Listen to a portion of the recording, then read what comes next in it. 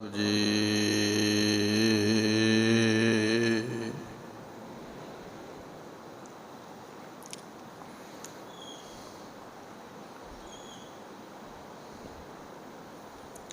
ਸਤਨਾਮ ਸ੍ਰੀ ਵਾਹਿਗੁਰੂ ਸਾਹਿਬ ਜੀ।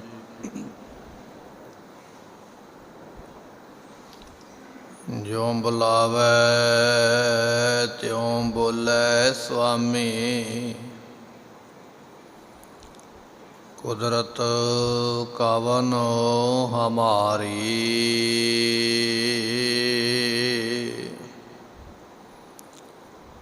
ਸਾਧ ਸੰਗ ਨਾਨਕ ਜਸ ਗਾਇਓ, ਜੋ ਪ੍ਰਭ ਕੀ ਆਤ ਪਿਆਰੀ।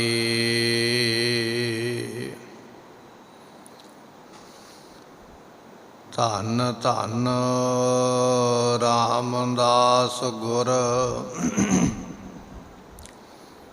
ਜਿਨ ਸਿਰਿਆ ਤਿਨੈ ਸਵਾਰਿਆ।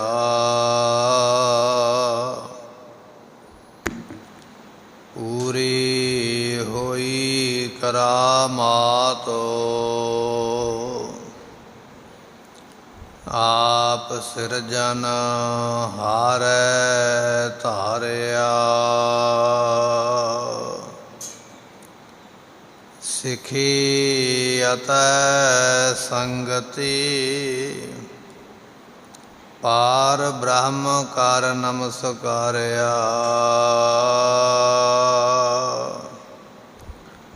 ਅਟਲ ਅਥਾਹ ਅਤੁਲ ਤੂੰ, ਤੇਰਾ ਅੰਤ ਨਾ ਪਾਰਾਵਾਰਿਆ।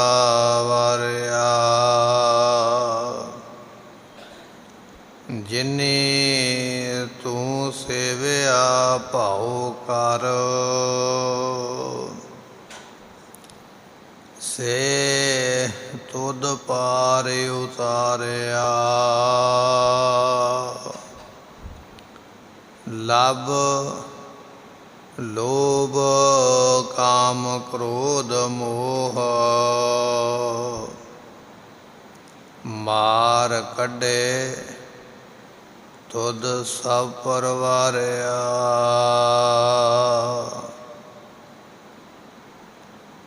ਧਨ ਸੋ ਤੇਰਾ ਥਾਨ ਹੈ,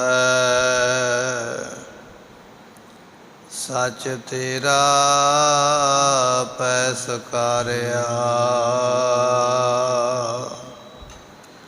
ਨਾਨਕ ਤੂੰ ਲਹਿਣਾ ਤੂੰ ਹੈ, ਗੁਰ ਅਮਰ ਤੂੰ ਵਿਚਾਰਿਆ। ਗੁਰ ਡਿਠਾ ਤਾਂ ਮਨ ਸਾਧਾਰਿਆ। ਗੁਰ ਡਿਠਾ ਤਾਂ ਮਨ ਸਾਧਾਰਿਆ। ਸੁਖੋ ਟਲ ਗੁਰ ਸੇਵੀਐ, ਅਹਨਿਸ ਸਹਿਜ ਸੁਭਾਏ। ਦਰਸ਼ਨ ਪਰਸੈ ਗੁਰੂ ਕੈ, ਜਨਮ ਮਰਨ ਦੁਖ ਜਾਏ। ਹੋਵੈ ਸਿਫਤ ਸੰਬੰਧੀ, ਨੂਰ ਅਰਸੋਂ ਪੁਰਸੋਂ ਝਟੀਐ। ਤੁਧ ਡਿਠੇ ਸੱਚੇ ਪਾਤਸ਼ਾਹ, ਮਲ ਜਨਮ ਜਨਮ ਦੀ ਕੱਟੀਐ। ਤੁਧ ਡਿਠੇ ਸੱਚੇ ਪਾਤਸ਼ਾਹ, ਮਲ ਜਨਮ ਜਨਮ ਦੀ ਕੱਟੀਐ। ਸਤਨਾਮ ਸ੍ਰੀ ਵਾਹਿਗੁਰੂ ਸਾਹਿਬ ਜੀਓ। ਧੰਨ ਧੰਨ ਰਾਮਦਾਸ ਗੁਰ, ਜਿਨ ਸਿਰਿਆ ਤਿਨੈ ਸਵਾਰਿਆ। ਪੂਰੀ ਹੋਈ ਕਰਾਮਾਤ, ਆਪ ਸਿਰਜਣ ਹਾਰੇ ਧਾਰਿਆ। ਧੰਨ ਧੰਨ ਰਾਮਦਾਸ ਗੁਰ, ਜਿਨ ਸਿਰਿਆ ਤਿਨੈ ਸਵਾਰਿਆ। ਵਾਹਿਗੁਰੂ ਜੀ ਕਾ ਖਾਲਸਾ, ਵਾਹਿਗੁਰੂ ਜੀ ਕੀ ਫਤਿਹ। ਪਤਿਤ ਪਾਵਨ ਸਤਿਗੁਰੂ ਗਰੀਬ ਨਵਾਜ, ਗੁਰੂ ਗ੍ਰੰਥ ਸਾਹਿਬ ਮਹਾਰਾਜ ਜੀਆਂ ਦੇ ਪਵਿੱਤਰ ਚਰਨ ਸ਼ਰਨ ਅੰਦਰ ਸੁਭਾਏਮਾਨ ਹੋ ਰਹੀ ਗੁਰੂ ਕੀ ਸੰਗਤ। ਸਤਿਗੁਰੂ ਪਾਤਸ਼ਾਹ ਜੀ ਨੇ ਅੰਮ੍ਰਿਤ ਵੇਲੇ ਦੀਆਂ ਦਾਤਾਂ ਬਖਸ਼ਿਸ਼ ਕਰਦਿਆਂ ਹੋਇਆਂ ਸਤਿਗੁਰਾਂ ਦੀ ਗੁਰਬਾਣੀ ਦੇ ਰਸ ਭਿੰਨੇ ਕੀਰਤਨ ਸ਼ਬਦ ਸਰਵਣ ਕੀਤੇ। ਨਿਤਨੇਮ ਦੀਆਂ ਦਾਤਾਂ ਮਹਾਰਾਜ ਸਾਹਿਬ ਜੀ ਨੇ ਕਿਰਪਾ ਕਰਕੇ ਬਖਸ਼ਿਸ਼ ਕੀਤੀਆਂ। ਇਸ ਵੇਲੇ ਸਤਿਗੁਰਾਂ ਦੀ ਪਵਿੱਤਰ ਗੁਰਬਾਣੀ ਦੀ ਕਥਾ ਵਿਚਾਰ ਸਰਵਣ ਕਰਨ ਵਾਸਤੇ ਆਪਾਂ ਗੁਰੂ ਦਰਬਾਰ ਵਿੱਚ ਆ ਕੇ ਪ੍ਰਾਪਤ ਹੋਏ ਹਾਂ।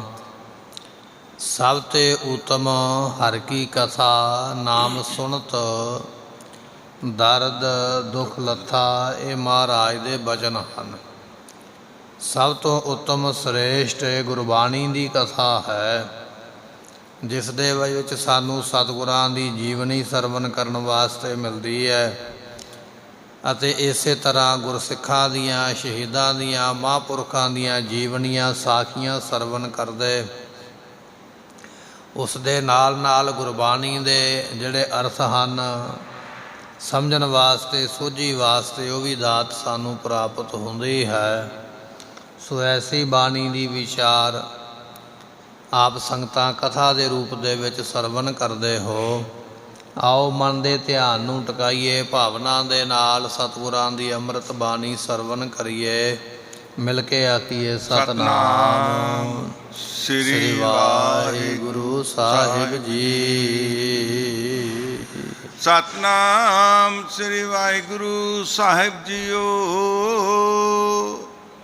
ਧੰਨ ਧੰਨ ਰਾਮਦਾਸ ਗੁਰ ਸਾਹਿਬ ਗੁਰੂ ਰਾਮਦਾਸ ਮਹਾਰਾਜ ਸਾਹਿਬ ਜੀ ਦੀ ਵਡਿਆਈ ਕਰਦੇ ਪਏ ਭਾਈ ਸੱਤਾ ਜੀ ਤੇ ਭਾਈ ਬਲਵੰਡਾ ਜੀ। ਗੁਰਮੁਖੋ ਇਸ ਬਾਣੀ ਦੀਆਂ 8 ਪੌੜੀਆਂ ਨੇ ਤੇ ਉਥਾਨਕਾ ਜਿਹੜੀ ਹੈ ਉਹ ਇੱਕੋ ਹੀ ਹੈ। ਇਸ ਕਰਕੇ ਆਪਾਂ ਇਸ਼ਾਰਾ ਮਾਤਰ ਹਰ ਰੋਜ਼ ਸਵੇਰੇ ਉਹ ਬਚਨ ਇੱਕ ਵਾਰੀ ਸਰਵਣ ਕਰ ਲੈਂਦੇ ਹਾਂ, ਤਾਂ ਕਿ ਸੰਗਤ ਨੂੰ, ਜਿਹੜੀ ਨਵੀਂ ਸੰਗਤ ਹੈ, ਉਸ ਨੂੰ ਵੀ ਪਤਾ ਲੱਗ ਜਾਵੇ ਔਰ ਸਾਨੂੰ ਵੀ ਬਚਨ ਚੇਤੇ ਰਹਿਣ।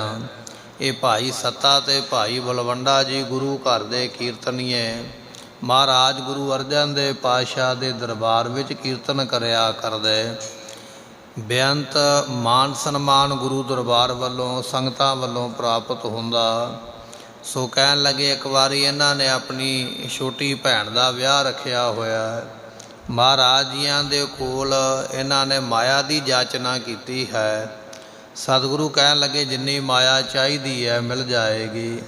ਕਹਿਣ ਲੱਗੇ, ਨਹੀਂ ਮਹਾਰਾਜ, ਸਾਨੂੰ ਵਿਸਾਖੀ ਦਾ ਪੂਰਾ ਚੜ੍ਹਾਵਾ ਜੋ ਹੈ, ਜਿੰਨੀ ਸੰਗਤ ਆ ਜਾਵੇ, ਜਿੰਨਾ ਸੰਗਤਾਂ ਮੱਥਾ ਟੇਕ ਦੇਣ, ਉਹ ਸਾਰੀ ਸਾਨੂੰ ਮਾਇਆ ਦੇ ਦਿਓ। ਪਾਤਸ਼ਾਹ ਕਹਿਣ ਲੱਗੇ, ਚਲੋ ਜਿਸ ਤਰ੍ਹਾਂ ਤੁਹਾਡੀ ਮਰਜ਼ੀ ਹੈ। ਵਿਸਾਖੀ ਵਾਲੇ ਦਿਨ ਮੀਂਹ ਪੈਣ ਕਰਕੇ ਸੰਗਤ ਬਹੁਤ ਘੱਟ ਆਈ ਹੈ, ਮਾਇਆ ਬਹੁਤ ਘੱਟ ਹੋਈ ਹੈ। ਇਹ ਰੁੱਸ ਪੈ ਮਹਾਰਾਜ ਨਾਲ ਝਗੜਾ ਕਰਦੇ, ਪਾਤਸ਼ਾਹ ਇਹ ਸਾਡੇ ਨਾਲ ਕੋਝਾ ਮਜ਼ਾਕ ਕੀਤਾ ਹੈ, ਤੁਸੀਂ ਜਾਣ ਬੁੱਝ ਕੇ ਸੰਗਤ ਨੂੰ ਰੋਕਿਆ ਹੈ। ਇਸ ਤਰ੍ਹਾਂ ਦੇ ਬਚਨ ਬਲਾਸ ਕਰਕੇ ਨਾਰਾਜ਼ ਹੋ ਕੇ ਆਪਣੇ ਘਰ ਚਲੇ ਗਏ। ਅਗਲੇ ਦਿਨ ਕੀਰਤਨ ਕਰਨ ਵਾਸਤੇ ਨਹੀਂ ਆਏ। ਗੁਰੂ ਪਾਤਸ਼ਾਹ ਨੇ ਭਾਈ ਗੁਰਦਾਸ ਫਿਰ ਬਾਬਾ ਬੁੱਢਾ ਸਾਹਿਬ ਜੀ ਨੂੰ ਭੇਜਿਆ, ਫਿਰ ਵੀ ਨਹੀਂ ਆਏ। ਗੁਰੂ ਪਾਤਸ਼ਾਹ ਆਪ ਗਏ। ਗੁਰੂ ਅਰਜਨ ਦੇਵ ਪਾਤਸ਼ਾਹ ਜੀ ਇਹਨਾਂ ਨੂੰ ਲੈਣ ਵਾਸਤੇ ਸਤਿਗੁਰੂ ਇਹਨਾਂ ਦੇ ਘਰ ਵਿੱਚ ਪਹੁੰਚੇ, ਜਿਹੜਾ ਕਿ ਘਰ ਵੀ ਗੁਰੂ ਅਰਜਨ ਦੇਵ ਪਾਤਸ਼ਾਹ ਨੇ ਬਖਸ਼ਿਸ਼ ਕੀਤਾ ਹੋਇਆ ਸੀ। ਜਦੋਂ ਘਰ ਪਹੁੰਚੇ ਭਾਈ ਸੱਤਾ ਤੇ ਭਾਈ ਬਲਵੰਡਾ ਜੀ ਮਹਾਰਾਜ ਜੀਆਂ ਨੂੰ ਵੇਖ ਕੇ ਉੱਠ ਕੇ ਖੜ੍ਹੇ ਨਹੀਂ ਹੋਏ, ਨਾ ਹੀ ਨਮਸਕਾਰ ਕੀਤੀ ਹੈ, ਨਾ ਮਹਾਰਾਜ ਨੂੰ ਇਹਨਾਂ ਨੇ ਬੈਠਣ ਵਾਸਤੇ ਆਖਿਆ। ਆਪ ਮੰਜੀਆਂ 'ਤੇ ਚੜ੍ਹ ਕੇ ਬੈਠੇ ਰਹੇ, ਸਤਿਗੁਰੂ ਖੜ੍ਹੇ ਰਹੇ। ਮਹਾਰਾਜ ਸਾਹਿਬ ਜੀ ਨੇ ਆਖਿਆ, ਚਲੋ ਭਾਈ ਦਰਬਾਰ ਵਿੱਚ ਕੀਰਤਨ ਦਾ ਸਮਾਂ ਹੋ ਗਿਆ ਹੈ, ਉਸ ਵੇਲੇ ਮਹਾਰਾਜ ਸਾਹਿਬ ਜੀ ਨੂੰ ਇਹਨਾਂ ਨੇ ਬੜੇ ਬੁਰੇ ਭਲੇ ਬਚਨ ਕਹਿ ਕੇ ਗੁਰੂ ਅਰਜਨ ਦੇਵ ਪਾਤਸ਼ਾਹ ਜੀ ਦਾ ਨਿਰਾਦਰ ਕੀਤਾ ਹੈ। ਸਤਿਗੁਰੂ ਪਾਤਸ਼ਾਹ ਬੜੇ ਗੰਭੀਰ ਨੇ, ਵਿਸ਼ਾਲ ਹਿਰਦਾ ਮਹਾਰਾਜ ਜੀਆਂ ਦਾ। ਸਤਿਗੁਰਾਂ ਨੇ ਕਿਸੇ ਬਚਨ ਨੂੰ ਵੀ ਨਹੀਂ ਚਿਤਾਰਿਆ ਹੈ। ਦੂਜੀ ਵਾਰੀ ਫਿਰ ਮਹਾਰਾਜ ਨੇ ਜਦੋਂ ਆਖਿਆ, ਫਿਰ ਇਹ ਜਿਹੜੇ ਸੱਤਾ ਤੇ ਬਲਵੰਡਾ ਨੇ, ਇਹਨਾਂ ਨੇ ਗੁਰੂ ਨਾਨਕ ਸਾਹਿਬ ਦੀ ਸ਼ਾਨ ਦੇ ਖਿਲਾਫ ਕੁਝ ਬਚਨ ਕਹਿ ਗੁਰੂ ਅੰਗਦ ਸਾਹਿਬ, ਗੁਰੂ ਅਮਰਦਾਸ ਮਹਾਰਾਜ ਸਾਹਿਬ ਜੀ, ਧੰਨ ਗੁਰੂ ਰਾਮਦਾਸ ਪਾਤਸ਼ਾਹ ਦੀ ਵਡਿਆਈ ਦੇ ਖਿਲਾਫ ਵੀ ਬਚਨ ਇਹਨਾਂ ਨੇ ਆਪਣੀ ਜ਼ੁਬਾਨ ਤੋਂ ਗੁੱਸੇ ਨਾਲ ਕਹਿ ਦਿੱਤੇ। ਗੁਰੂ ਅਰਜਨ ਦੇਵ ਪਾਤਸ਼ਾਹ ਕਹਿਣ ਲੱਗੇ, ਤੁਸੀਂ ਫਿਟਕ ਗਏ ਹੋ ਜੋ ਵੱਡਿਆਂ ਸਤਿਗੁਰਾਂ ਦੀ ਨਿਰਾਦਰੀ ਦੇ ਬਚਨ ਕਹੇ ਹਨ। ਇੰਨਾ ਬਚਨ ਕਹਿ ਕੇ ਆਪ 68 ਨਾਮ ਦਾ ਜਿਹੜਾ ਸਥਾਨ ਹੈ, ਜਦੋਂ ਆਪਾਂ ਸ੍ਰੀ ਹਰਿਮੰਦਰ ਸਾਹਿਬ ਦਰਸ਼ਨ ਕਰਨ ਜਾਂਦੇ ਹਾਂ, ਦੁੱਖ ਭੰਜਨੀ ਬੇਰ ਦੇ ਨਾਲ ਹੀ ਦੂਸਰੇ ਪਾਸੇ ਥੜਾ ਬਣਿਆ ਹੋਇਆ ਹੈ, ਉਸ ਨੂੰ 68 ਘਾਟ ਕਿਹਾ ਜਾਂਦਾ ਹੈ। ਇੱਥੇ ਬੈਠ ਕੇ ਫਿਰ ਆਪ ਮਹਾਰਾਜ ਸਾਹਿਬ ਜੀਆਂ ਨੇ ਉਸ ਵੇਲੇ ਕੀਰਤਨ ਸੰਗਤਾਂ ਸਿੱਖਾਂ ਨੂੰ ਨਾਲ ਲੈ ਕੇ ਬਾਬਾ ਬੁੱਢਾ ਸਾਹਿਬ ਜੀ ਵਰਗੇ, ਭਾਈ ਗੁਰਦਾਸ ਜੀ ਵਰਗੇ ਗੁਰਮੁਖ, ਭਾਈ ਸ਼ੱਲੋ ਜੀ ਵਰਗੇ ਨਾਲ ਲੈ ਕੇ ਸਾਜ ਫੜਾ ਕੇ ਮਹਾਰਾਜ ਜੀਆਂ ਨੇ ਫਿਰ ਉਸ ਵੇਲੇ ਕੀਰਤਨ ਕੀਤਾ। ਸੰਗਤਾਂ ਨੂੰ ਮੰਤਰ ਮੁਗਧ ਕੀਤਾ ਪਾਤਸ਼ਾਹ ਜੀ ਨੇ, ਨਾਲ ਹੀ ਵਰ ਬਖਸ਼ਿਸ਼ ਕਰ ਦਿੱਤਾ। ਕਹਿਣ ਲੱਗੇ, ਭਾਈ ਇਹ ਕੀਰਤਨ ਦੀ ਦਾਤ ਗੁਰੂ ਨਾਨਕ ਸਾਹਿਬ ਜੀਆਂ ਨੇ ਭਾਈ ਮਰਦਾਨਾ ਕਿਆ ਨੂੰ ਬਖਸ਼ਿਸ਼ ਕੀਤੀ ਸੀ। ਅੱਜ ਤੋਂ ਬਾਅਦ ਇਹ ਕੀਰਤਨ ਦੀ ਦਾਤ ਮੇਰੇ ਸਿੱਖਾਂ ਦੇ ਘਰਾਂ ਵਿੱਚ ਹੋਇਆ ਕਰੇਗੀ। ਇਹ ਮਹਾਰਾਜ ਨੇ ਵਰ ਵੀ ਬਖਸ਼ਿਆ। ਇਹ ਸੱਤਾ ਤੇ ਬਲਵੰਡਾ ਕੋੜ ਦੇ ਰੋਗ ਦੇ ਨਾਲ ਗਲ ਗਏ, ਗਲੇ ਇਹਨਾਂ ਦੇ ਪੱਕ ਗਏ।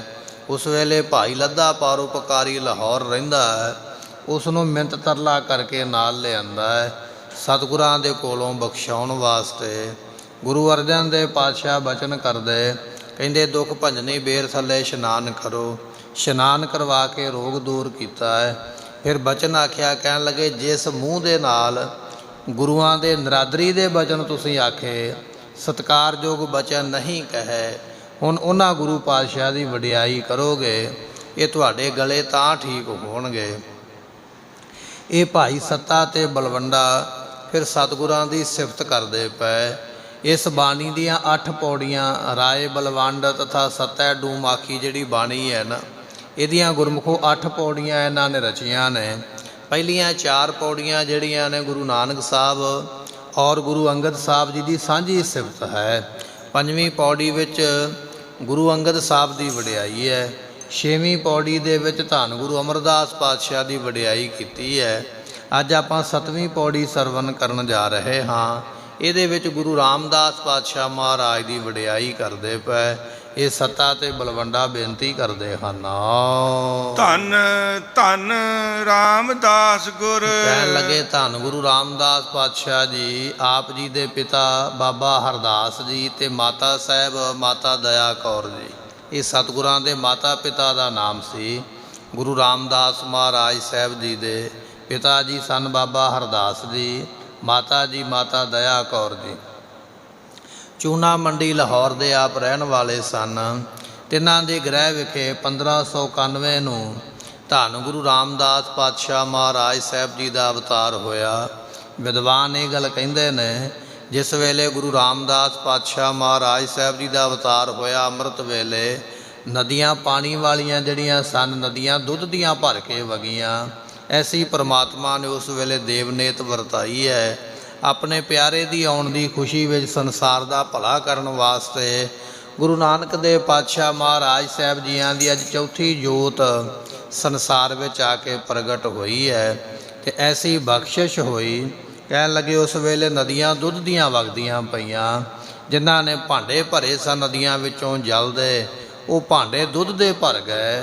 ਐਸੀ ਬਖਸ਼ਿਸ਼ ਗੁਰੂ ਰਾਮਦਾਸ ਪਾਤਸ਼ਾਹ ਮਹਾਰਾਜ ਸਾਹਿਬ ਜੀ ਦੇ ਆਗਮਨ ਪੂਰਬ ਦੇ ਉੱਪਰ ਪਰਮਾਤਮਾ ਨੇ ਵਰਤਾਈ ਹੈ। ਐਸੇ ਗੁਰੂ ਰਾਮਦਾਸ ਪਾਤਸ਼ਾਹ ਜੀ ਆਪਣੇ ਮਾਤਾ ਪਿਤਾ ਦੇ ਇਕਲੌਤੇ ਹੀ ਸੰਤਾਨ ਸਨ। ਗੁਰਮੁਖੋ, ਗੁਰੂ ਗ੍ਰੰਥ ਸਾਹਿਬ ਦੀ ਬਾਣੀ ਵਿੱਚ ਗੁਰੂ ਰਾਮਦਾਸ ਮਹਾਰਾਜ ਜੀ ਦਾ ਨਾਮ ਭਾਈ ਜੇਠਾ ਕਰਕੇ ਨਹੀਂ ਆਇਆ ਹੈ। ਜਿਵੇਂ ਆਪਾਂ ਕਈ ਵਾਰੀ ਬਚਨ ਸਰਵਨ ਕਰਦੇ ਨਾ ਕਿ ਗੁਰੂ ਰਾਮਦਾਸ ਮਹਾਰਾਜ ਦਾ ਪਹਿਲਾ ਨਾਮ ਜੇਠਾ ਹੈ। ਜੇ ਮਹਾਰਾਜ ਸਾਹਿਬ ਜੀ ਦਾ ਪਹਿਲਾ ਨਾਮ ਵਾਕਿਆ ਹੀ ਜੇਠਾ ਹੁੰਦਾ, ਤੇ ਜਿਵੇਂ ਗੁਰੂ ਅੰਗਦ ਸਾਹਿਬ ਜੀ ਦਾ ਪਹਿਲਾ ਨਾਮ ਭਾਈ ਲਹਿਣਾ ਆਇਆ ਨਾ, ਲਹਿਣੇ ਧਰਿਓ ਨਛੱਤ ਸਿਰ, ਆਪਾਂ ਬਚਨ ਪਿੱਛੇ ਪੜ੍ਹ ਕੇ ਆਏ ਹਾਂ। ਭਾਈ ਲਹਿਣਾ ਸਾਹਿਬ ਗੁਰੂ ਅੰਗਦ ਸਾਹਿਬ ਜੀ ਦਾ ਪਹਿਲਾ ਨਾਮ ਹੈ ਤੇ ਗੁਰਬਾਣੀ ਵਿੱਚ ਉਸ ਦਾ ਜ਼ਿਕਰ ਵੀ ਆਇਆ ਹੈ। ਪਰ ਗੁਰੂ ਰਾਮਦਾਸ ਮਹਾਰਾਜ ਜੀ ਦਾ ਜਿੰਨੀ ਵਾਰੀ ਗੁਰਬਾਣੀ ਵਿੱਚ ਨਾਮ ਆਇਆ ਹੈ, ਕੇਵਲ ਗੁਰੂ ਰਾਮਦਾਸ ਪਾਤਸ਼ਾਹ ਕਰਕੇ ਹੀ ਆਇਆ ਹੈ। ਵਿਦਵਾਨਾਂ ਦੀ ਵਿਚਾਰ ਇਹ ਹੈ ਕਿ ਸਤਿਗੁਰੂ ਆਪਣੇ ਘਰ ਦੇ ਵਿੱਚ ਇੱਕ ਅਲੌਤੀ ਸੰਸਾਰ, ਇੱਕ ਅਲੌਤੀ ਜਿਹੜੀ ਔਲਾਦ ਸਨ। ਮਹਾਰਾਜ ਸਾਹਿਬ ਜੀ ਦਾ ਕੋਈ ਸਕਾ ਭਰਾ ਜਾਂ ਕੋਈ ਸਕੀ ਭੈਣ ਨਹੀਂ ਹੈ, ਇਸ ਕਰਕੇ ਵੱਡੇ ਸਨ ਆਪ ਆਪਣੇ ਮਾਤਾ ਪਿਤਾ ਦੇ ਬੱਚੇ। ਵੱਡਾ ਹੋਣ ਕਰਕੇ ਆਪ ਜੀ ਨੂੰ ਹੋ ਸਕਦਾ ਹੈ ਵੀ ਜਿਸ ਤਰ੍ਹਾਂ ਆਮ ਘਰਾਂ ਵਿੱਚ ਜੇਠਾ ਜੇਠਾ ਕਹਿ ਦਈਏ, ਵੱਡੇ ਨੂੰ ਜੇਠਾ ਕਿਹਾ ਜਾਂਦਾ ਹੈ, ਹੋ ਸਕਦਾ ਵੀ ਇਸ ਤਰ੍ਹਾਂ ਜੇਠਾ ਕਰਕੇ ਪੁਕਾਰਿਆ ਜਾਂਦਾ ਹੋਵੇ। ਪਰ ਗੁਰੂ ਰਾਮਦਾਸ ਪਾਤਸ਼ਾਹ ਜੀ ਦਾ ਨਾਮ ਗੁਰੂ ਰਾਮਦਾਸ ਪਾਤਸ਼ਾਹ ਹੀ ਪਰਿਵਾਰ ਨੇ ਰੱਖਿਆ ਸੀ। ਇਹ ਜੇਠਾ ਤੇ ਵੱਡਾ ਹੋਣ ਕਰਕੇ ਲੋਕਾਂ ਨੇ ਕਹਿਣਾ ਸ਼ੁਰੂ ਕਰ ਦਿੱਤਾ ਹੈ। ਰੋਹ ਵਿਚਾਰ ਸਤਿਗੁਰਾਂ ਦਾ ਅਵਤਾਰ ਹੋਇਆ। ਮਹਾਰਾਜ ਸਾਹਿਬ ਜੀ 1 ਸਾਲ ਦੇ ਸਨ ਉਸ ਵੇਲੇ, ਜਦੋਂ ਮਹਾਰਾਜ ਸਾਹਿਬ ਜੀਆਂ ਦੇ ਮਾਤਾ ਜੀ ਮਾਤਾ ਦਇਆ ਕੌਰ ਜੀ ਇਸ ਸੰਸਾਰ ਨੂੰ ਛੱਡ ਕੇ ਆਪਣਾ 5 ਭੌਤਿਕ ਸਰੀਰ ਤਿਆਗ ਕੇ ਅਕਾਲ ਪੁਰਖ ਦੇ ਚਰਨਾਂ ਵਿੱਚ ਜਾ ਬਰਾਜੇ।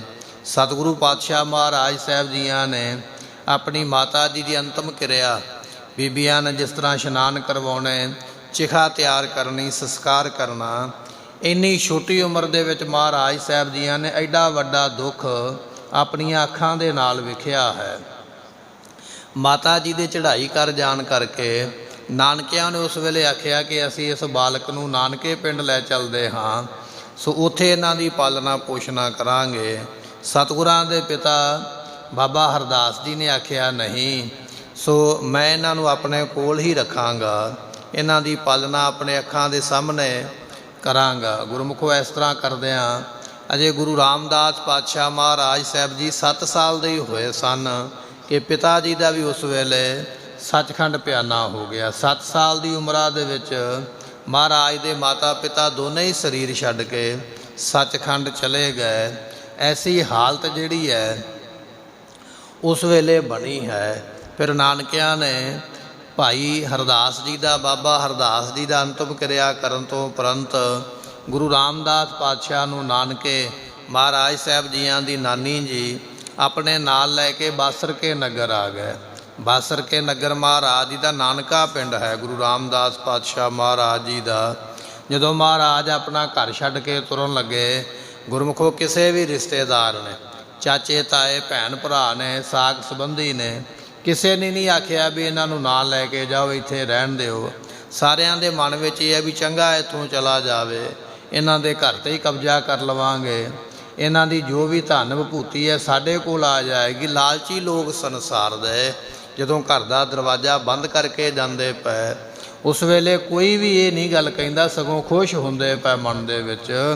ਪਰ ਸੰਸਾਰ ਦੇ ਲੋਕਾਂ ਨੂੰ ਗੁਰਮੁਖੋ ਕੀ ਪਤਾ ਹੈ, ਜਿਸ ਦੇ ਘਰ ਦਾ ਦਰਵਾਜ਼ਾ ਬੰਦ ਹੁੰਦਾ ਵੇਖ ਕੇ ਦੁਨੀਆ ਦੇ ਲੋਕ ਖੁਸ਼ ਹੁੰਦੇ ਪਏ, ਇੱਕ ਸਮਾਂ ਆਵੇਗਾ ਉਸ ਗੁਰੂ ਪਾਤਸ਼ਾਹ ਦੇ ਘਰ ਦੇ ਦਰਵਾਜ਼ੇ ਸਾਰੀ ਲੁਕਾਈ ਵਾਸਤੇ ਖੁੱਲ੍ਹੇ ਰਹਿਣਗੇ।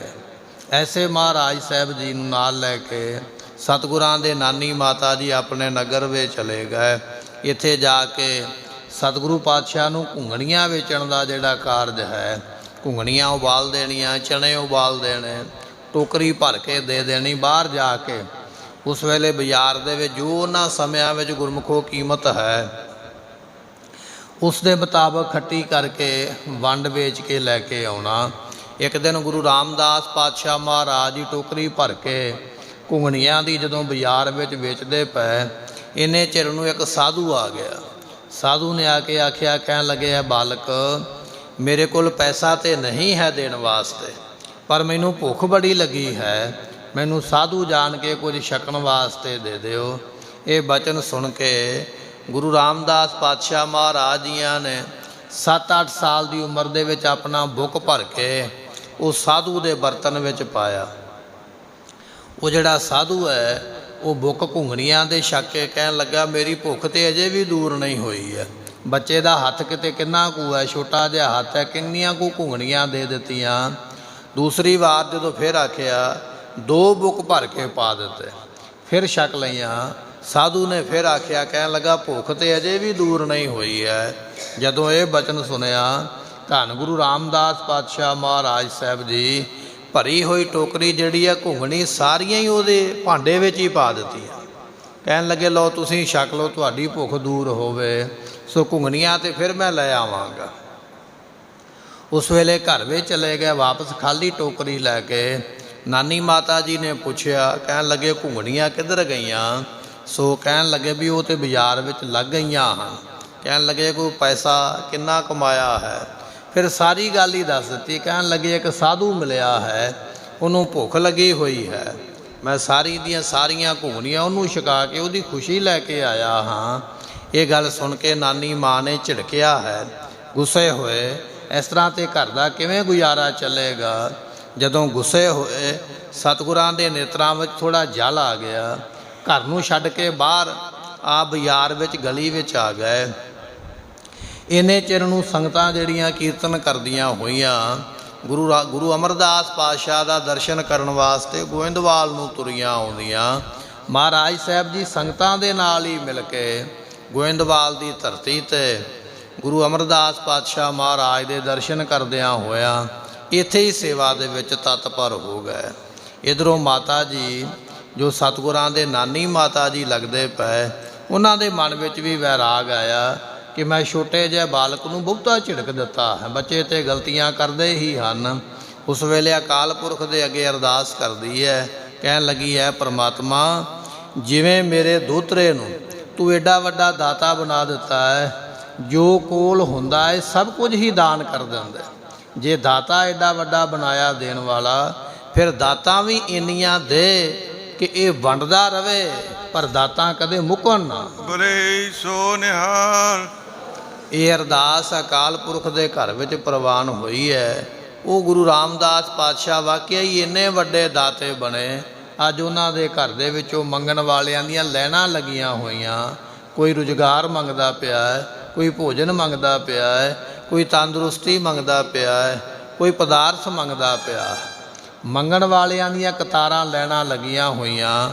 ਪਰ ਸਤਿਗੁਰੂ ਪਾਤਸ਼ਾਹ ਜੇ ਵੱਡੇ ਆਪ ਤੇ ਵੱਡ ਤੇਰੀ ਦਾ, ਜਿੱਡੇ ਵੱਡੇ ਆਪ ਨੇ ਉਨੀਆਂ ਹੀ ਵੱਡੀਆਂ ਦਾਤਾਂ ਦੇ ਦੇ ਕੇ ਮਹਾਰਾਜ ਝੋਲੀਆਂ ਭਰਦੇ ਪਏ।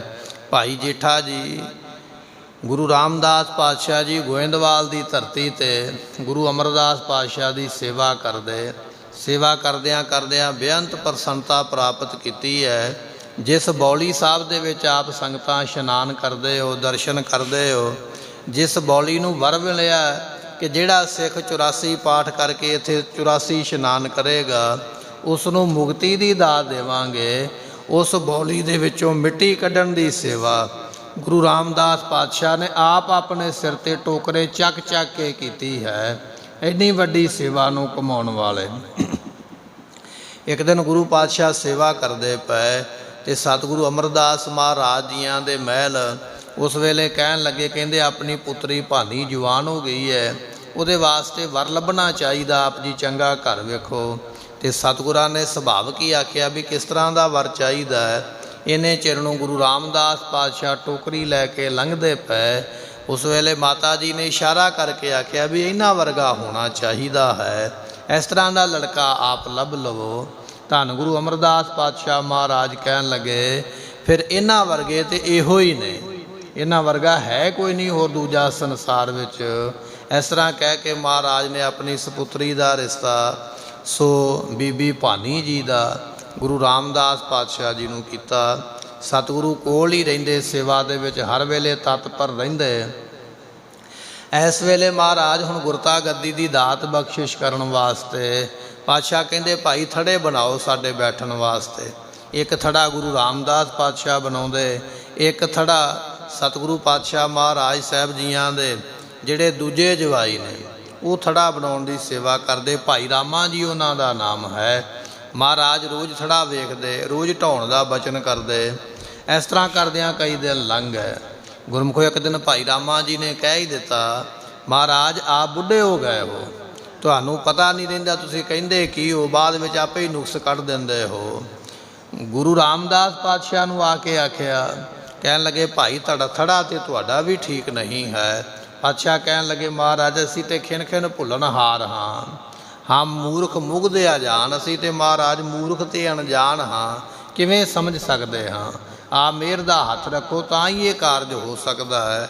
ਐਸੀ ਨਿਮਰਤਾ ਔਰ ਐਸੀ ਸ਼ਰਧਾ, ਬਚਨਾਂ ਦੇ ਉੱਪਰ ਪੂਰਾ ਭਰੋਸਾ ਹੈ। ਆਪਣੇ ਆਪ ਨੂੰ ਭੁੱਲਣਹਾਰ ਆਖਿਆ, ਪਰ ਗੁਰੂ ਵਿੱਚ ਗਲਤੀ ਕੋਈ ਨਹੀਂ ਕੱਢੀ ਹੈ। ਸਤਿਗੁਰੂ ਪਾਤਸ਼ਾਹ ਐਸੀ ਸੇਵਾ ਵੇਖ ਕੇ ਬੜੇ ਪ੍ਰਸੰਨ ਹੋਏ। ਇੱਕ ਵਾਰ ਸਤਿਗੁਰੂ ਗੁਰੂ ਅਮਰਦਾਸ ਪਾਤਸ਼ਾਹ ਮਹਾਰਾਜ ਜੀ ਬੀਬੀ ਭਾਨੀ ਜੀ ਨੂੰ ਕਹਿਣ ਲੱਗੇ ਭਾਨੀ ਜੀ, ਜੇ ਕਰਕੇ ਤੁਹਾਡਾ ਪਤੀ ਚੜ੍ਹਾਈ ਕਰ ਜਾਵੇ ਫਿਰ ਤੁਸੀਂ ਕੀ ਕਰੋਗੇ। ਉਸ ਵੇਲੇ ਬੀਬੀ ਭਾਨੀ ਜੀ ਕਹਿਣ ਲੱਗੇ, ਪਿਤਾ ਸਤਿਗੁਰੂ ਜੀ, ਅਸੀਂ ਆਪ ਜੀ ਦੇ ਭਾਣੇ ਵਿੱਚ ਹੀ ਰਵਾਂਗੇ, ਜਿਵੇਂ ਆਪ ਜੀ ਦਾ ਭਾਣਾ ਹੁਕਮ ਹੈ ਨਾ, ਉਹਦੇ ਵਿੱਚ ਹੀ ਅਸੀਂ ਪ੍ਰਸੰਨ ਰਵਾਂਗੇ, ਹੁਕਮ ਤੋਂ ਬਾਹਰ ਹੀ ਕੁਝ ਨਹੀਂ ਕਰਾਂਗੇ। ਇਹ ਬਚਨ ਸੁਣ ਕੇ ਗੁਰੂ ਅਮਰਦਾਸ ਪਾਤਸ਼ਾਹ ਬੜੇ ਖੁਸ਼ ਹੋਏ। ਕਹਿਣ ਲੱਗੇ ਫਿਰ ਅੱਜ 2 ਦਾਤਾਂ ਅਸੀਂ ਤੁਹਾਡੇ ਘਰ ਵਿੱਚ ਬਖਸ਼ਿਸ਼ ਕਰਾਂਗੇ। ਇੱਕ ਤੇ ਅਸੀਂ ਗੁਰਤਾ ਗੱਦੀ ਜੋ ਹੈ ਉਹ ਗੁਰੂ ਰਾਮਦਾਸ ਪਾਤਸ਼ਾਹ ਨੂੰ ਦੇ ਕੇ ਚੌਥੀ ਥਾਂ ਤੇ ਗੁਰੂ ਬਣ ਕੇ ਤੇ ਨਿਵਾਜਣਗੇ ਸੰਗਤਾਂ ਨੂੰ। ਤੇ ਨਾਲ ਹੀ ਮਹਾਰਾਜ ਜੀਆਂ ਨੇ ਆਪਣੀ 6 ਸਾਲ 11 ਮਹੀਨੇ ਤੇ 18 ਦਿਨਾਂ ਦੀ ਜਿਹੜੀ ਉਮਰਾ ਹੈ ਉਹ ਗੁਰੂ ਅਮਰਦਾਸ ਪਾਤਸ਼ਾਹ ਨੇ ਗੁਰੂ ਰਾਮਦਾਸ ਪਾਤਸ਼ਾਹ ਨੂੰ ਬਖਸ਼ਿਸ਼ ਕਰ ਦਿੱਤੀ। ਗੁਰਤਾ ਗੱਦੀ ਇਕੱਲੀ ਨਹੀਂ ਮਿਲੀ ਹੈ, 6 ਸਾਲ 11 ਮਹੀਨੇ ਤੇ 18 ਦਿਨਾਂ ਦੀ ਉਮਰਾ ਵੀ ਨਾਲ ਦੇ ਕੇ ਆਖਿਆ, ਕਹਿਣ ਲੱਗੇ ਸਾਡੇ ਹੁੰਦਿਆਂ ਤੁਹਾਡੇ ਤੇ ਕਸ਼ਟ ਨਹੀਂ ਆਵੇਗਾ। ਇਸ ਤਰ੍ਹਾਂ ਬੀਬੀ ਭਾਨੀ ਜੀ ਔਰ ਗੁਰੂ ਰਾਮਦਾਸ ਪਾਤਸ਼ਾਹ ਦੀ ਸੇਵਾ ਵੇਖ ਕੇ ਗੁਰੂ ਅਮਰਦਾਸ ਪਾਤਸ਼ਾਹ ਨੇ ਬੇਅੰਤ ਵਰ ਬਖਸ਼ਿਸ਼ ਕਰਕੇ ਗੁਰਤਾ ਗੱਦੀ ਦਾ ਮਾਲਕ ਬਣਾਇਆ। ਐਸੇ ਨੇ ਧੰਨ ਗੁਰੂ ਰਾਮਦਾਸ ਪਾਤਸ਼ਾਹ ਜੀ, ਉਹਨਾਂ ਦੀ ਵਡਿਆਈ ਕਰਦੇ ਪਏ। ਇੱਥੇ ਜਿਹੜੇ ਭਾਈ ਸੱਤਾ ਤੇ ਭਾਈ ਬਲਵੰਡਾ ਜੀ ਬਚਨ ਕਰਦੇ ਹਨ, ਧੰਨ ਧੰਨ ਰਾਮਦਾਸ ਗੁਰੂ ਰਾਮਦਾਸ ਪਾਤਸ਼ਾਹ ਜੀ ਆਪ ਜੀ ਦੇ ਪਿਤਾ ਭਾਈ ਹਰਦਾਸ ਜੀ, ਬਾਬਾ ਹਰਦਾਸ ਜੀ ਬੜੇ ਧੰਨ ਹਨ। ਆਪ ਜੀਆਂ ਦੇ ਮਾਤਾ ਦਇਆ ਕੌਰ ਜੀ ਬੜੇ ਧੰਨ ਹਨ, ਧੰਨਤਾ ਦੇ ਸਹਿਤ ਹਨ।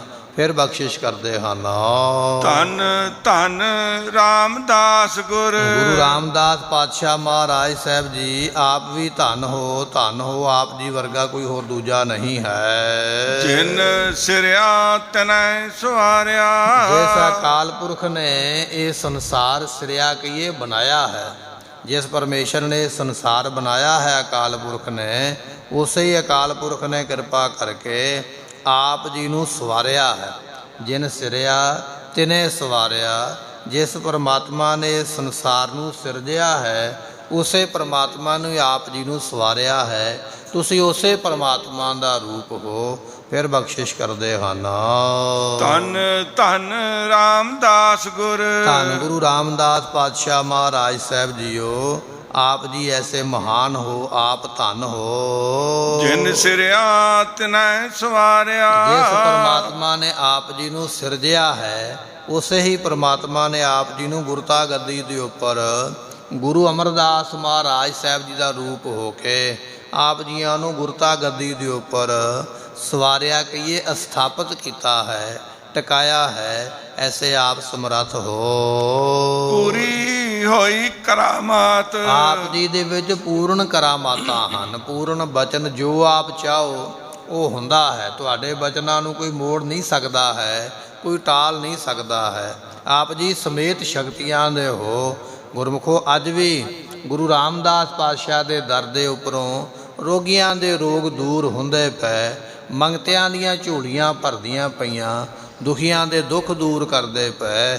ਐਸੇ ਆਪ ਜੀ ਕਰਾਮਾਤਾਂ ਦੇ ਸਮੇਤ ਹੋ। ਆਪ ਸਿਰਜਣ ਹਾਰੇ ਧਾਰਿਆ, ਕਿਉਂਕਿ ਜਿਹੜਾ ਸਿਰਜਣਹਾਰ ਪਰਮਾਤਮਾ ਹੈ ਨਾ, ਉਹਨੇ ਆਪ ਜੀ ਦਾ ਸਰੂਪ ਆਪ ਧਾਰਿਆ ਆ ਕੇ। ਗੁਰੂ ਰਾਮਦਾਸ ਪਾਤਸ਼ਾਹ ਜੀ ਅਕਾਲ ਪੁਰਖ ਦੇ ਵਿੱਚ ਤੇ ਤੁਹਾਡੇ ਵਿੱਚ ਕੋਈ ਫਰਕ ਨਹੀਂ ਹੈ। ਅਕਾਲ ਪੁਰਖ ਦਾ ਰੂਪ ਹੀ ਹੋ ਆਪ ਪਾਤਸ਼ਾਹ ਜੀ। ਜਿਸ ਅਕਾਲ ਪੁਰਖ ਨੇ ਸੰਸਾਰ ਰਚਿਆ ਹੈ, ਜਿਹੜਾ ਬੇਅੰਤ ਸ਼ਕਤੀਆਂ ਅਨੰਤ ਸ਼ਕਤੀਆਂ ਦਾ ਮਾਲਕ ਹੈ, ਉਸੇ ਦਾ ਆਪ ਰੂਪ ਹੋ। ਉਸੇ ਪ੍ਰਮਾਤਮਾ ਨੇ ਆਪ ਦਾ ਰੂਪ ਬਣਾਇਆ ਹੈ। ਸਿੱਖੀ ਅਤੇ ਸੰਗਤੀ, ਮਹਾਰਾਜ ਸਾਹਿਬ ਜੀ ਜਿੰਨੀ ਵੀ ਆਪ ਜੀ ਦੀ ਸਿੱਖੀ ਹੈ, ਜਿੰਨੇ ਵੀ ਆਪ ਜੀ ਦੇ ਸਿੱਖ ਹਨ, ਤੇ ਜਿੰਨੀ ਵੀ ਆਪ ਜੀ ਦੀ ਸੰਗਤੀ ਕਹੀਏ ਸੰਗਤ ਹੈ, ਕਿਉਂਕਿ ਸੰਗਤ ਵਿੱਚ ਕੋਈ ਵੀ ਆ ਸਕਦਾ ਹੈ ਨਾ। ਕੋਈ ਹਿੰਦੂ ਹੋ ਸਕਦਾ, ਕੋਈ ਮੁਸਲਮਾਨ, ਕੋਈ ਬੋਧੀ ਗਿਆਨੀ, ਕੋਈ ਵੀ ਹੋ ਸਕਦਾ ਹੈ। ਤੇ ਸਿੱਖ ਉਹ ਨੇ ਜਿਹੜੇ ਆਪ ਜੀ ਦੀ ਸੰਗਤ ਕਰਕੇ ਸਿੱਖਿਆ ਲੈਣ ਵਾਲੇ। ਸਿੱਖ ਕਿਹਾ ਜਾਂਦਾ ਸਿੱਖਿਆ ਲੈਣ ਵਾਲੇ ਨੂੰ, ਅਤੇ ਸੰਗਤ ਵਿੱਚ ਕੋਈ ਵੀ ਆ ਸਕਦਾ ਹੈ।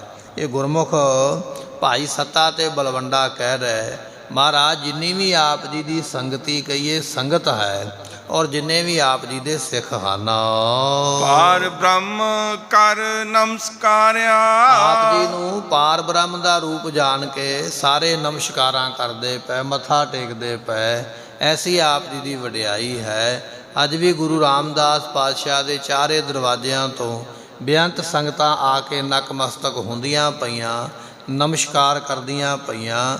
ਸਤਿਗੁਰੂ ਪਾਤਸ਼ਾਹ ਆਪ ਬ੍ਰਹਮ ਦਾ ਰੂਪ ਹੋ, ਆਪ ਪਰਮੇਸ਼ਰ ਹੋ, ਤੁਹਾਨੂੰ ਪਰਮੇਸ਼ਰ ਜਾਣ ਕੇ ਸੰਗਤਾਂ ਨਮਸਕਾਰ ਕਰਦੀਆਂ ਹਨ। ਅਟਲ ਅਥਾਹ ਅਤੋਲ ਤੋਂ ਸਤਿਗੁਰੂ ਪਾਤਸ਼ਾਹ ਜੀ ਆਪ ਜੀ ਅਟਲ ਪਰਮੇਸ਼ਰ ਦਾ ਰੂਪ ਹੋਣ ਕਰਕੇ ਆਪ ਅਟਲ ਹੋ, ਅਤੇ ਇਸੇ ਤਰ੍ਹਾਂ ਪਰਮੇਸ਼ਰ ਦਾ ਰੂਪ ਹੋਣ ਕਰਕੇ ਆਪ ਅਥਾਹ ਹੋ, ਤੁਹਾਡਾ ਅੰਤ ਕੋਈ ਨਹੀਂ ਹੈ। ਆਪ ਅੰਤ ਪਾਰਾਵਾਰ ਤੋਂ ਰਹਿਤ ਹੋ।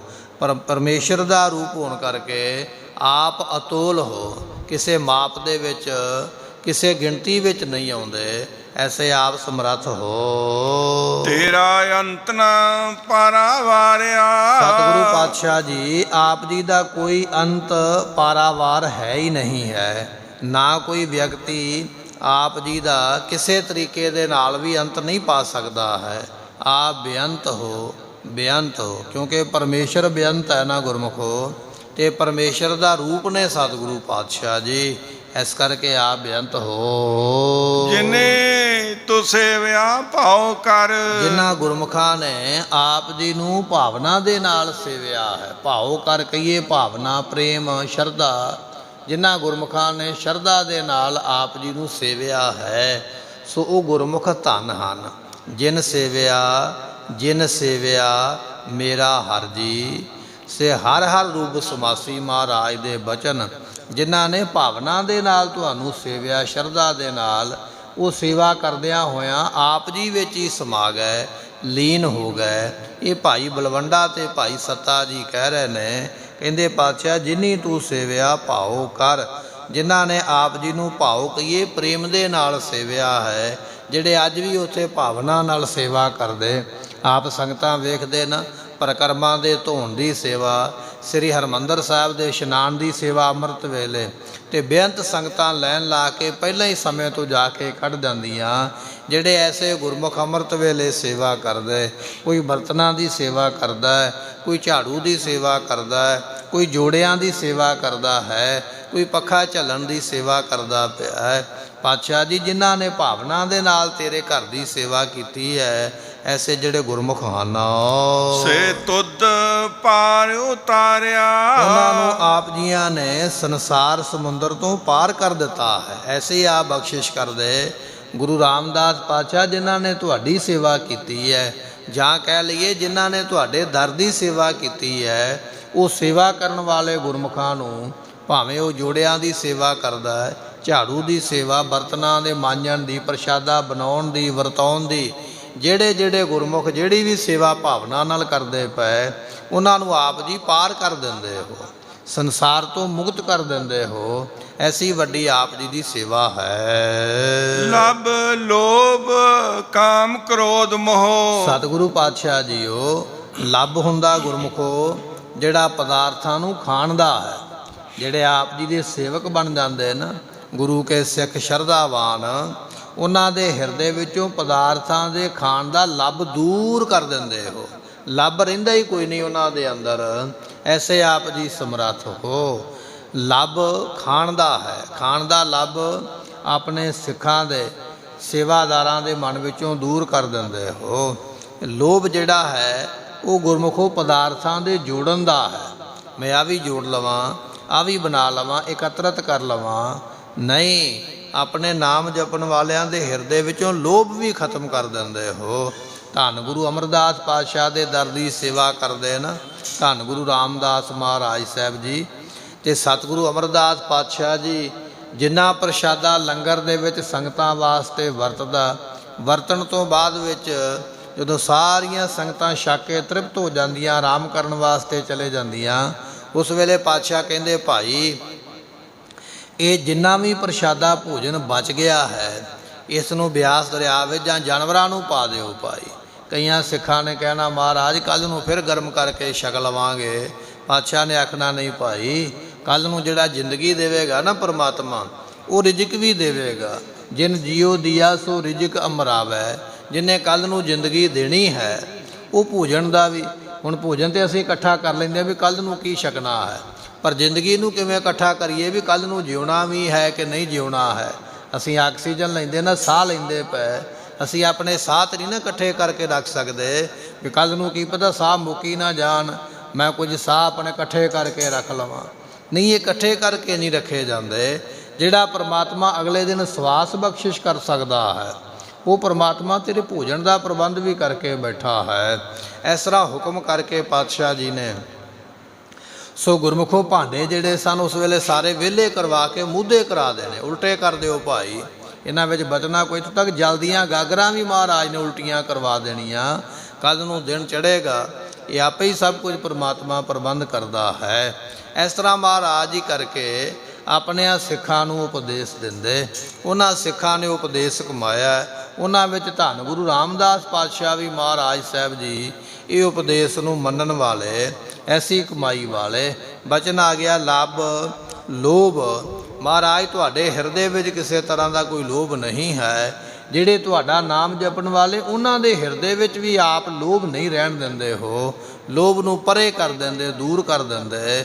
ਐਸੇ ਆਪ ਜੀ ਸਮਰੱਥ ਹੋ। ਲਬ ਲੋਭ ਕਾਮ ਕ੍ਰੋਧ ਮੋਹ। ਗੁਰਮੁਖੋ ਕਾਮ ਦੇ ਫੁਰਨੇ ਆਈ ਜਾਣੇ, ਵਿਕਾਰੀ ਫੁਰਨੇ ਆਈ ਜਾਣੇ। ਪਾਤਸ਼ਾਹ ਜੀ ਆਪ ਜੀ ਦੀ ਘਰ ਦੀ ਸੇਵਾ ਕਰਨ ਵਾਲੇ ਜਿਹੜੇ ਗੁਰਸਿੱਖ ਨਾਮ ਜਪਣ ਵਾਲੇ, ਉਹਨਾਂ ਦੇ ਹਿਰਦੇ ਵਿੱਚੋਂ ਕਾਮ ਦਾ ਫੁਰਨਾ ਆਪ ਦੂਰ ਕਰ ਦਿੰਦੇ ਹੋ। ਵਿਕਾਰਾਂ ਦੀਆਂ ਮੈਲੀਆਂ ਭੈੜੀਆਂ ਗੱਲਾਂ ਮਨ ਵਿੱਚ ਆਉਣ ਨਹੀਂ ਦਿੰਦੇ, ਐਸੀ ਆਪ ਬਖਸ਼ਿਸ਼ ਕਰਦੇ ਹੋ। ਅਤੇ ਇਸੇ ਤਰ੍ਹਾਂ ਕ੍ਰੋਧ ਨਾਮ ਗੁੱਸੇ ਦਾ ਹੈ। ਸਤਿਗੁਰੂ ਪਾਤਸ਼ਾਹ ਜੀਓ ਜਿਹੜੇ ਆਪ ਜੀ ਦੇ ਹੁਕਮ ਦੇ ਵਿੱਚ ਸੇਵਕ ਹਨ, ਉਹਨਾਂ ਦੇ ਹਿਰਦੇ ਵਿੱਚੋਂ ਪਾਤਸ਼ਾਹ ਕ੍ਰੋਧ ਵੀ ਆਪ ਦੂਰ ਕਰ ਦਿੰਦੇ ਹੋ।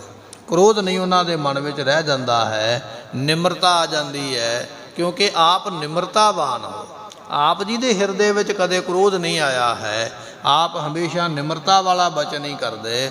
ਇੱਕ ਵੇਲੇ ਬਾਬਾ ਸ਼੍ਰੀ ਚੰਦ ਜੀ ਧੰਨ ਗੁਰੂ ਰਾਮਦਾਸ ਪਾਤਸ਼ਾਹ ਦੇ ਦਰਸ਼ਨ ਕਰਨ ਵਾਸਤੇ ਆਏ। ਬੈਠਿਆਂ ਕਈ ਤਰ੍ਹਾਂ ਦੇ ਬਚਨ ਵਿਲਾਸ ਹੋਏ।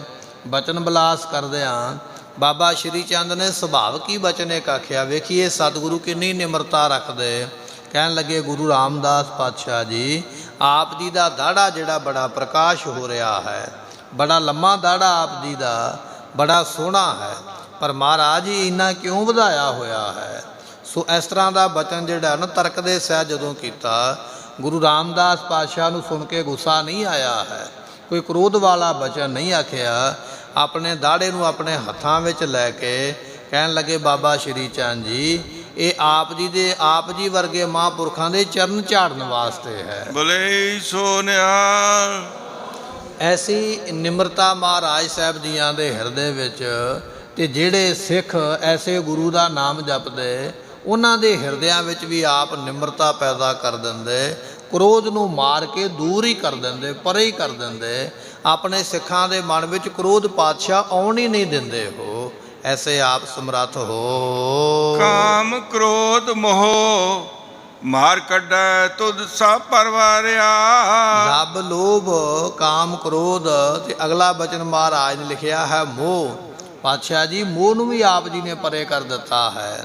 ਆਪ ਜੀ ਦੇ ਸਿੱਖ ਜਿਹੜੇ ਜੀਵਨ ਕਮਾਉਣ ਵਾਲੇ, ਉਹਨਾਂ ਦੇ ਹਿਰਦਿਆਂ ਵਿੱਚੋਂ ਵੀ ਆਪ ਮੋਹ ਦੂਰ ਕਰਨ ਵਾਲੇ। ਤੇ ਆਪ ਵੀ ਪਾਤਸ਼ਾਹ ਮੋਹ ਤੋਂ ਪਰੇ ਹੋ। ਐਸੇ ਆਪ ਜੀ ਸਮਰੱਥ ਹੋ। ਕਿਸੇ ਤਰ੍ਹਾਂ ਦਾ ਕਿਸੇ ਪਦਾਰਥ ਦੇ ਨਾਲ ਜਾਂ ਕਿਸੇ ਸਰੀਰ ਦੇ ਨਾਲ ਆਪ ਕਿਸੇ ਤਰ੍ਹਾਂ ਦਾ ਕੋਈ ਮੋਹ ਨਹੀਂ ਕਰਦੇ। ਪਾਤਸ਼ਾਹ ਜੀ ਜਿਹੜੇ ਸਿੱਖਾਂ ਨੇ ਤੁਹਾਡਾ ਨਾਮ ਜਪਿਆ ਹੈ, ਉਹਨਾਂ ਸਿੱਖਾਂ ਦੇ ਮਨਾਂ ਵਿੱਚੋਂ ਇਹਨਾਂ ਵਿਕਾਰਾਂ ਨੂੰ ਦੂਰ ਕਰ ਦਿੰਦੇ। ਭਾਈ ਭਿਖਾਰੀ ਜੀ ਹੋਏ ਨਾ ਗੁਰੂ ਕੇ ਸਿੱਖ, ਗੁਰੂ ਰਾਮਦਾਸ ਪਾਤਸ਼ਾਹ ਜੀ ਸਾਹਿਬ ਗੁਰੂ ਅਰਜਨ ਦੇਵ ਮਹਾਰਾਜ ਜੀਆਂ ਦੇ ਸੇਵਕ ਹੋਏ। ਭਾਈ ਭਿਖਾਰੀ ਜੀ ਗੁਜਰਾਤ ਦੇ ਇਲਾਕੇ ਵਿੱਚ ਰਹਿਣ ਵਾਲੇ ਇੱਕ ਵਾਰ ਇੱਕ ਸਿੱਖ ਨੇ ਆ ਕੇ ਦਰਸ਼ਨ ਕੀਤੇ ਗੁਰੂ ਪਾਤਸ਼ਾਹ ਦੇ, ਤੇ ਪਾਤਸ਼ਾਹ ਨੇ ਉਸ ਵੇਲੇ ਬਚਨ ਕੀਤਾ, ਗੁਰਸਿੱਖਾਂ ਕੀ ਹਰ ਧੂੜ ਦੇ ਹਮ ਪਾਪੀ ਭੀ ਗਤ ਪਾਏ। ਸਿੱਖ ਨੇ ਬਚਨ ਸੁਣਿਆ, ਮਨ ਵਿੱਚ ਵਿਚਾਰ ਆਈ, ਉਹ ਕੈਸਾ ਸਿੱਖ ਹੋਵੇਗਾ ਜਿਹਦੇ ਚਰਨਾਂ ਦੀ ਧੂੜ ਗੁਰੂ ਪਾਤਸ਼ਾਹ ਲੋਚਦੇ ਪਏ। ਪੁੱਛ ਹੀ ਲਿਆ, ਮਹਾਰਾਜ ਐਸਾ ਸਿੱਖ ਕੋਈ ਹੈ ਜਿਸ ਦੇ ਆਪ ਇਸ ਤਰ੍ਹਾਂ ਦੇ ਬਚਨ ਕਰਦੇ ਪਏ? ਪਾਤਸ਼ਾਹ ਕਹਿੰਦੇ, ਹਾਂ ਭਾਈ, ਸਾਡਾ ਇੱਕ ਸਿੱਖ ਹੈ ਭਾਈ ਭਿਖਾਰੀ। ਉਸ ਵੇਲੇ ਸਿੱਖ ਨੇ ਆਖਿਆ, ਮਹਾਰਾਜ ਫਿਰ ਮੈਂ ਐਸੇ ਸਿੱਖ ਦੇ ਦਰਸ਼ਨ ਕਰਨੇ ਚਾਹੁੰਦਾ ਹਾਂ। ਸਤਿਗੁਰਾਂ ਨੇ ਪਤਾ ਲਿਖਾ ਦਿੱਤਾ, ਕਹਿਣ ਲੱਗੇ, ਜਾ ਭਾਈ ਜਾ ਕੇ ਦਰਸ਼ਨ ਕਰ ਲਾ। ਜਦੋਂ ਇਹ ਸਿੱਖ ਭਾਈ ਭਿਖਾਰੀ ਦੇ ਘਰ ਵਿੱਚ ਗਿਆ ਤਾਂ ਉਹਦੇ ਘਰ ਵਿੱਚ ਬੜੀ ਸੋਹਣੀ ਉਸ ਵੇਲੇ ਸ਼ਿੰਗਾਰਿਆ ਹੋਇਆ ਘਰ, ਬੜਾ ਸੋਹਣਾ ਸਜਾਵਟ ਕੀਤੀ ਹੋਈ ਹੈ। ਪਤਾ ਕਰਨ ਤੋਂ ਪਤਾ ਲੱਗਾ ਵੀ ਇਸ ਨੇ ਘਰ ਵਿੱਚ ਪੁੱਤਰ ਦਾ ਵਿਆਹ ਰੱਖਿਆ ਹੋਇਆ। ਸਿੱਖ ਮਨ ਵਿੱਚ ਸੋਚਦਾ ਪਿਆ, ਮੈਂ ਇੰਨੀ ਦੂਰੋਂ ਚੱਲ ਕੇ ਆਇਆ, ਗੁਰੂ ਪਾਤਸ਼ਾਹ ਨੇ ਭੇਜਿਆ ਕਿ ਮੇਰਾ ਪਿਆਰਾ ਤੇ ਅਨਿੰਨ ਸਿੱਖ ਹੈ, ਇਹ ਤੇ ਵਿਆਹ ਦੀਆਂ ਖੁਸ਼ੀਆਂ ਵਿੱਚ ਸ਼ਾਮਲ ਹੋਇਆ ਪਿਆ ਹੈ। ਚਲੋ ਹੁਣ ਗੁਰੂ ਪਾਤਸ਼ਾਹ ਨੇ ਭੇਜਿਆ, ਕੁਝ ਸਮਾਂ ਰੁਕ ਜਾਈਏ। ਉਸ ਘਰ ਵਾਲੇ ਸਿੱਖ ਨੇ ਇਸ ਆਏ ਹੋਏ ਸਿੱਖ ਦੀ ਬੜੀ ਟਹਿਲ ਭਾਵਨਾ ਨਾਲ ਸੇਵਾ ਕੀਤੀ ਹੈ ਅਤੇ ਆਪਣੇ ਕੋਲ ਹੀ ਰੱਖ ਲਿਆ। ਕਹਿਣ ਲੱਗੇ, ਰਹਿ ਪਓ ਭਾਈ ਸਾਡੇ ਕੋਲ 2-4 ਦਿਨ, ਵਿਆਹ ਕਾਰਜਾਂ ਵਿੱਚ ਆਪ ਜੀ ਵੀ ਸ਼ਮੂਲੀਅਤ ਕਰੋ। ਇਹ ਸਿੱਖ ਉਸ ਵੇਲੇ ਘਰ ਵਿੱਚ ਰਹਿ ਪਿਆ। ਗੁਰਮੁਖੋ ਵਿਆਹ ਦੇ ਕਾਰਜ ਸੰਪੂਰਨ ਹੋਏ। ਜਿਸ ਵੇਲੇ ਬਰਾਤ ਲੈ ਕੇ ਲੜਕਾ ਵਾਪਸ ਆਇਆ ਡੋਲਾ ਲੈ ਕੇ, ਵਿਆਹ ਤੋਂ ਉਪਰੰਤ ਤੇ ਦਰਵਾਜ਼ੇ 'ਤੇ ਆਉਂਦਿਆਂ ਮੌਤ ਹੋ ਗਈ। ਸਾਰਾ ਪਰਿਵਾਰ ਰੋਣ ਲੱਗ ਪਿਆ, ਦੁਖੀ ਹੋ ਗਿਆ। ਉਸ ਵੇਲੇ ਕੁਝ ਸਾਕ ਸੰਬੰਧੀ ਕਹਿਣ ਲੱਗ ਪਏ, ਲਿਆਓ ਭਾਈ ਲੱਕੜਾਂ ਜਾਂ ਅਰਥੀ ਦਾ ਸਮਾਨ ਲੈ ਕੇ ਆਓ, ਇਸ ਬੱਚੇ ਦਾ ਸੰਸਕਾਰ ਕਰੀਏ। ਭਾਈ ਭਿਖਾਰੀ ਜੀ ਕਹਿਣ ਲੱਗੇ, ਲੈ ਕੇ ਕੀ ਆਉਣਾ, ਮੈਂ ਤੇ ਪਹਿਲਾਂ ਹੀ ਸਭ ਕੁਝ ਜੋੜਿਆ ਹੋਇਆ। ਇਹ ਵੇਖ ਕੇ ਸਿੱਖ ਬੜਾ ਹੈਰਾਨ ਹੋਇਆ ਵੀ ਜੇ ਇਹਨੇ ਪਹਿਲਾਂ ਹੀ ਜੋੜਿਆ, ਇਹਦਾ ਮਤਲਬ ਇਹ ਹੋਇਆ ਵੀ ਇਹਨੂੰ ਪਹਿਲਾਂ ਹੀ ਪਤਾ ਹੈ। ਪੁੱਛਿਆ, ਸਿੱਖਾ ਤੈਨੂੰ ਪਹਿਲਾਂ ਪਤਾ ਸੀ? ਕਹਿਣ ਲੱਗਾ, ਹਾਂਜੀ ਮੈਨੂੰ ਪਹਿਲਾਂ ਪਤਾ ਹੈ ਵੀ ਇਸ ਦੀ ਮੌਤ ਹੋ ਜਾਣੀ ਹੈ। ਉਸ ਵੇਲੇ ਸਿੱਖ ਨੇ ਆਖਿਆ, ਜੇ ਤੈਨੂੰ ਪਹਿਲਾਂ ਪਤਾ ਸੀ ਤੇ ਫਿਰ ਤੂੰ ਗੁਰੂ ਪਾਤਸ਼ਾਹ ਦੇ ਚਰਨਾਂ ਵਿੱਚ ਬੇਨਤੀ ਕਰਕੇ ਇਸ ਦੀ ਉਮਰਾਂ ਲੰਬੀ ਕਰ ਲੈਂਦਾ, ਮਹਾਰਾਜ ਕੋਲੋਂ ਮੰਗ ਲੈਂਦਾ ਇਹ ਦਾਤ। ਤੇ ਉਸ ਵੇਲੇ ਭਾਈ ਭਿਖਾਰੀ ਜੀ ਕਹਿਣ ਲੱਗੇ, ਨਹੀਂ ਭਾਈ, ਇਹ ਫਿਰ ਸਿੱਖ ਦਾ ਹੁਕਮ ਮੰਨਣ ਵਾਲੀ ਗੱਲ ਤੇ ਨਾ ਹੋਈ, ਭਾਣਾ ਤੇ ਨਾ ਹੋਇਆ। ਜੇ ਮੇਰੇ ਕੋਲ ਇੰਨੀ ਤਾਕਤ ਮਹਾਰਾਜ ਦਿੰਦੇ ਹੀ ਨਾ ਤੇ ਫਿਰ ਵੀ ਤੇ ਇਹਨੇ ਪੂਰੇ ਹੋ ਹੀ ਜਾਣਾ ਸੀ, ਫਿਰ ਮੈਂ ਕੀ ਕਰ ਲੈਂਦਾ। ਜੇ ਮਹਾਰਾਜ ਨੇ ਮੈਨੂੰ ਇਹ ਤਾਕਤ ਦੇ ਦਿੱਤੀ ਹੈ ਵੀ ਆਉਣ ਵਾਲੇ ਸਮੇਂ ਦਾ ਮੈਨੂੰ ਪਹਿਲਾਂ ਪਤਾ ਲੱਗ ਗਿਆ, ਤੇ ਫਿਰ ਮੈਨੂੰ ਉਹ ਭਾਣਾ ਜਿਹੜਾ ਨਾ ਮਿੱਠਾ ਕਰਕੇ ਮੰਨਣਾ ਚਾਹੀਦਾ ਹੈ। ਭਾਣੇ ਵਿੱਚ ਦਖਲਅੰਦਾਜ਼ੀ ਨਹੀਂ ਕਰਨੀ ਚਾਹੀਦੀ। ਇਹ ਗੁਰੂ ਪਾਤਸ਼ਾਹ ਦੀ ਕਿਰਪਾ ਦੇ ਨਾਲ ਮੈਂ ਮੋਹ ਤੋਂ ਉਪਰਾਮ ਹਾਂ, ਮੋਹ ਨਹੀਂ ਹੈ ਮੇਰੇ ਮਨ ਵਿੱਚ। ਤਾਂ ਕੀ ਹੋਇਆ, ਜੇ ਚੜ੍ਹਾਈ ਕਰ ਗਿਆ, ਇਹਦਾ ਕਰਮ ਸੰਯੋਗ ਮੇਰੇ ਨਾਲ ਇੰਨੇ ਚਿਰ ਵਾਸਤੇ ਲਿਖਿਆ ਸੀ ਉਹ ਪੂਰਾ ਹੋ ਗਿਆ ਹੈ। ਇਸ ਤਰ੍ਹਾਂ ਜਦੋਂ ਭਾਈ ਭਿਖਾਰੀ ਜੀ ਨੇ ਬਚਨ ਕੀਤੇ, ਉਹ ਜਿਹੜਾ ਸਿੱਖ ਚੱਲ ਕੇ ਗਿਆ ਸੀ ਨਾ ਦਦਾਰਾ ਕਰਨ ਵਾਸਤੇ, ਸਿੱਖ ਦੇ ਪੈਰੀਂ ਪੈ ਗਿਆ। ਕਹਿਣ ਲੱਗਾ, ਵਾਕਿਆ ਹੀ ਸਤਿਗੁਰਾਂ ਨੇ ਸੱਚਾ ਹੀ ਬਚਨ ਆਖਿਆ, ਗੁਰਸਿੱਖਾਂ ਕੀ ਹਰ ਧੂਰ ਦੇ ਹਮ ਪਾਪੀ ਭੀ ਗਤ ਪਾਹੇ। ਇਹ ਸੱਚਾ ਬਚਨ ਹੈ। ਤੁਹਾਡੇ ਵਰਗੇ ਸਿੱਖਾਂ ਦੀ ਚਰਨਾਂ ਦੀ ਧੂੜੀ ਨੂੰ ਹਰੇਕ ਕੋਈ ਲੋਚਦਾ ਹੈ, ਜਿਸ ਨੂੰ ਸਭ ਕੁਝ ਹੁੰਦਿਆਂ ਹੋਇਆਂ, ਪਤਾ ਹੁੰਦਿਆਂ ਹੋਇਆਂ ਵੀ ਭਾਣੇ ਵਿੱਚ, ਹੁਕਮ ਦੇ ਵਿੱਚ, ਰਜਾ ਦੇ ਵਿੱਚ ਹੈ। ਰੋ ਵਿਚਾਰ। ਮਹਾਰਾਜ ਕਹਿਣ ਲੱਗੇ, ਪਾਤਸ਼ਾਹ ਜੀ, ਲੱਭ ਲੋਭ ਕਾਮ ਕ੍ਰੋਧ ਮੋਹ, ਇਹ ਜਿਹੜਾ ਮੋਹ ਹੈ ਨਾ, ਇਹ ਤੁਸੀਂ ਆਪਣੇ ਸਿੱਖਾਂ ਦੇ ਮਨ ਵਿੱਚੋਂ ਕੱਢ ਦਿੰਦੇ ਹੋ, ਦੂਰ ਕਰ ਦਿੰਦੇ ਹੋ ਭਾਈ ਭਿਖਾਰੀ ਜੀ ਦੇ ਵਾਂਗ। ਐਸੇ ਆਪ ਸਮਰੱਥ ਹੋ, ਮਾਰ ਕੱਢੈ ਤੁਧ ਸਭ ਪਰਵਾਰਿਆ। ਇਹ ਜਿਹੜੇ ਵਕਾਰ ਨੇ, ਇਹ ਪਰਿਵਾਰ ਦੇ ਸਮੇਤ ਬੈਠੇ ਨੇ, ਸੋ ਉਹ ਸਾਰੇ ਪਰਿਵਾਰਾਂ ਦੇ ਸਮੇਤ ਹੀ ਵਕਾਰਾਂ ਨੂੰ ਬਾਹਰ ਕੱਢ ਦਿੰਦੇ ਹੋ। ਨਾ ਨਿੰਦਿਆ ਰਹਿ ਜਾਂਦੀ ਹੈ, ਨਾ ਚੁਗਲੀ ਰਹਿ ਜਾਂਦੀ ਹੈ, ਨਾ ਈਰਖਾ ਰਹਿ ਜਾਂਦੀ ਹੈ। ਬਿਸਰ ਗਈ ਸਭ ਤਾਤ ਪਰਾਈ, ਜਬ ਤੇ ਸਾਧ ਸੰਗਤ ਮੋਹਿ ਪਾਈ। ਨਾ ਕੋ ਬੈਰੀ ਨਹੀਂ ਬਿਗਾਨਾ, ਸਗਲ ਸੰਗ ਹਮ ਕੋ ਬਣਾਈ। ਇਹ ਬਚਨ ਪਾਤਸ਼ਾਹ ਜੀ ਦੇ। ਸਤਿਗੁਰੂ ਪਾਤਸ਼ਾਹ ਜੀ ਸਹਿਤ ਪਰਿਵਾਰ ਦੇ ਮਾਰ ਕੇ ਆਪ ਜੀ ਨੇ ਇਹਨਾਂ ਵਕਾਰਾਂ ਨੂੰ ਬਾਹਰ ਕੱਢ ਦਿੱਤਾ ਹੈ। ਜਿਹੜੀ ਅਸੁਰੀ ਸੰਪਦਾ ਹੈ ਨਾ, ਇਹ ਸਾਰੀ ਮਾੜੇ ਖਿਆਲ ਆਈ ਜਾਣੇ, ਮਾੜੇ ਵਿਚਾਰ ਆਉਣੇ, ਮਾੜੀਆਂ ਗੱਲਾਂ ਕਰਨੀਆਂ, ਮਾੜੀਆਂ ਗੱਲਾਂ ਸੁਣਨੀਆਂ, ਮਾੜਾ ਵੇਖਣਾ, ਇਹ ਸਾਰਾ ਪਰਿਵਾਰ ਹੀ ਹੈ ਇਹਨਾਂ ਵਕਾਰਾਂ ਦਾ। ਇਹਨਾਂ ਵਕਾਰਾਂ ਨੂੰ ਤੇ ਆਪ ਜੀ ਨੇ ਕੱਢਿਆ ਹੀ ਹੈ, ਨਾਲ ਇਹ ਸਾਰੇ ਵਿਚਾਰ ਵੀ ਆਪ ਜੀ ਨੇ ਮਾਰ ਕੇ ਸਿੱਖਾਂ ਦੇ ਹਿਰਦੇ ਵਿੱਚੋਂ ਬਾਹਰ ਕੱਢ ਦਿੱਤੇ ਹਨ। ਧੰਨ ਸੋ ਤੇਰਾ ਥਾਨ ਹੈ। ਪਾਤਸ਼ਾਹ ਜੀਓ, ਆਪ ਜੀ ਦਾ ਜਿਹੜਾ ਥਾਂ ਹੈ ਨਾ, ਸ੍ਰੀ ਹਰਿਮੰਦਰ ਸਾਹਿਬ, ਇਹ ਹਰਿਮੰਦਰ ਸਾਹਿਬ ਮਹਾਰਾਜ ਸਾਹਿਬ ਜੀਓ ਧੰਨ ਹੈ ਪਾਤਸ਼ਾਹ, ਜਿੱਥੇ ਆਪ ਜੀਆਂ ਨੇ ਚਰਨ ਪਾਏ, ਆਪ ਜੀ ਨੇ ਬਖਸ਼ਿਸ਼ ਕੀਤੀ ਹੈ।